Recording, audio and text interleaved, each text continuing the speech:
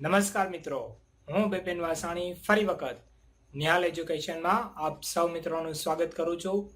મિત્રો, આજે આપણે પાયાથી અંગ્રેજી શીખીએ જેનો 13મો ભાગ જોવાનો છે, જે કવ વાળો કક્કો છે. મિત્રો, અત્યાર સુધીમાં આપણે 1 થી શરૂ કરી 12 ભાગ, ક થી શરૂ કરી કો સુધીના ભાગ શીખેલા છે. આજે આપણે કવ વાળો કક્કો સમજવાનો છે, તેના આધારિત નામ સમજવાના છે. અને મિત્રો, એ નામ કેવી રીતે આપણે સિંગલ લાઈનની જે નોટબુક હોય તેમાં કેવી રીતે લખવા તે સમજવાનું છે. તો ચાલો મિત્રો, શરૂઆત કરીએ.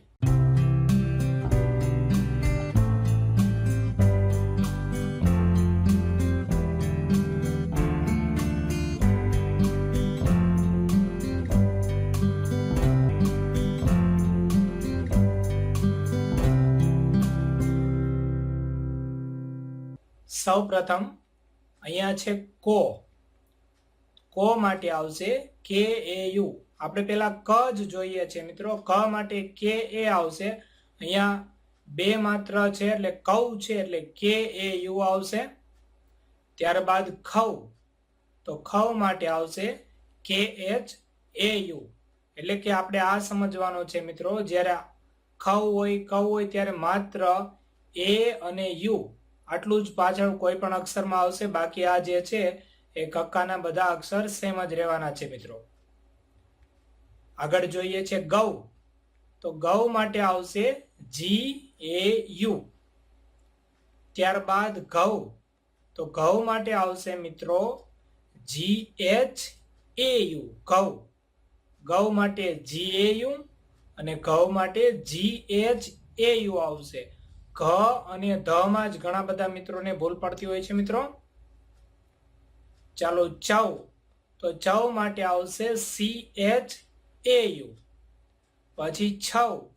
તો છવ માટે આવશે સી ડબલ એચ. આટલું તો આવવાનું જ છે, આપણે પાછળ માત્ર એ યુ કરીએ છીએ. છવ તો C double H A you.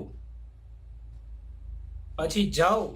તો જવ માટે આવશે જે એ યુ. ઝવ. તો એના માટે આવશે ઝેડ એ અને યુ. પછી ટવ. તો ટવ માટે આવશે મિત્રો ટી એ અને યુ. આવી રીતે આવશે ટવ. પછી ઠવ. ટ અને ઠ માં ઘણા બધા મિત્રોને ભૂલ પડતી હોય છે. અહીંયા ઠ છે એટલા માટે આપણે ટી એચ એ યુ કરશું. આગળ જોઈએ છે ડવ. તો ડ અને ટ માં પણ ભૂલ પડતી હોય છે. ટ માં આ ભાગ આવી રીતે હોય છે, ડ માં આ બાજુ હોય છે. તો ડવ. ડવ માટે આવશે ડી એ અને યુ. પછી ઢવ. તો ઢવ માટે આવશે ડી એચ એ યુ. એટલે આ થશે ઢવ. પછી હણવ. તો એન એ યુ એટલે થશે હણવ. તવ. તવ માટે આવશે મિત્રો ટી એ યુ. આગળ જોઈએ છે થવ. તો એના માટે આવશે ટી એચ એ યુ. થવ થશે. દવ. તો એના માટે આવશે ડી એ યુ. પછી ધવ. તો ધવ માટે આવશે ડી એચ એ યુ. મિત્રો, ઘરનો ગ હોય તો આ જે ભાગ છે અહીંયા સીધો એક હરોળમાં હોય તો ગ હોય છે, એના માટે જી એચ એ યુ આપણે કરીએ છીએ. ધ નો આ ભાગ ઉપર હોય છે, તમે જોઈ શકો.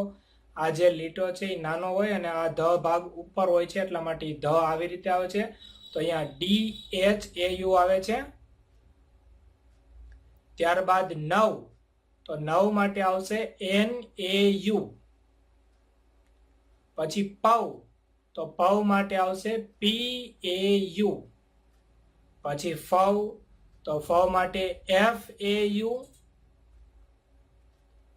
પછી બવ. તો એના માટે આવશે બી એ યુ. ભવ. તો ભવ માટે આવશે બી એચ એ યુ. બ માટે માત્ર બી એ યુ અને ભ માટે ભવ હોય તો બી એચ એ યુ થશે. પછી મવ. તો એના માટે આવશે એમ એ યુ. મવ. પછી યવ. તો વાય એ અને યુ આવશે.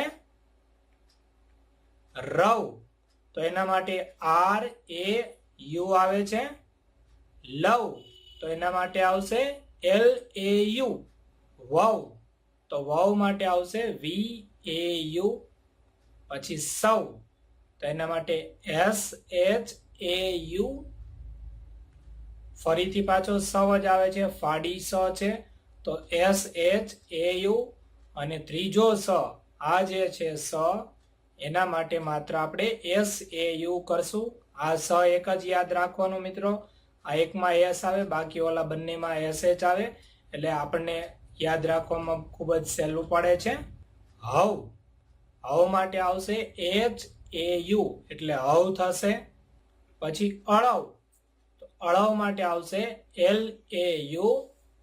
પછી ક્ષવ, તો એના માટે કે એસ એચ એ યુ આવી રીતે આવશે. છેલ્લું જ્ઞવ, તો એના માટે જી વાય એ યુ અથવા તો જી એન એ યુ. હવે આપણે નામ તરફ જઈએ છીએ. નૌકા, તો અહીંયા નવ અને કા ને પેલા આપણે અલગ કરીએ. જેમ કે નવ કા, તો નવ માટે શું આવશે? નવ માટે આવશે એન એ યુ. અને કા છે એના માટે આવશે કે એ. તો નવ કા સાથે લખીએ તો આવી રીતે આવશે એન એ યુ કે એ, એટલે થશે નૌકા. પછી મૌન, તો પેલા બંનેને અલગ કરીએ. મૌન, તો મૌ માટે આવશે એમ એ યુ અને ન માટે માત્ર એન. તો સાથે લખીએ તો આવી રીતે આવશે એમ એ યુ એન. આગળ છે ગૌણ, તો પેલા આપણે એને અલગ કરીએ. ગૌણ, તો ગૌ માટે આવશે જી એ યુ અને હણ માટે આવશે એન. તો હવે બંનેને સાથે લખીએ તો આવી રીતે આવશે મિત્રો, ગૌણ, જી એ યુ એન. ચૌલા, તો કેવી રીતે લખાય સમજીએ. સી એચ એ યુ, આ ચૌ, અને લા માટે આવશે એલ એ, ચૌલા. પછી ગૌરી, તો ગૌ માટે આવશે જી એ યુ અને રી દીર્ઘાય છે મિત્રો, એટલા માટે આપણે અહીંયા આર આઈ લેશું, ગૌરી. પછી ગૌરવ, તો પેલા ગૌનું જી એ યુ, ર માટે આર એ અને વ માટે માત્ર વી. તો જી એ યુ, ર માટે આર એ અને વ માટે વી, ગૌરવ. કૌરવ, તો કૌ માટે આવશે કે એ યુ, ર માટે આર એ અને વ માટે માત્ર વી. તો કે યુ, આર એ અને વી, કૌરવ.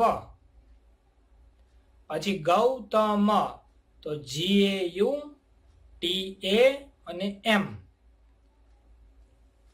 જી એ યુ ટી એ એમ, ગૌતમ આવી રીતે થશે.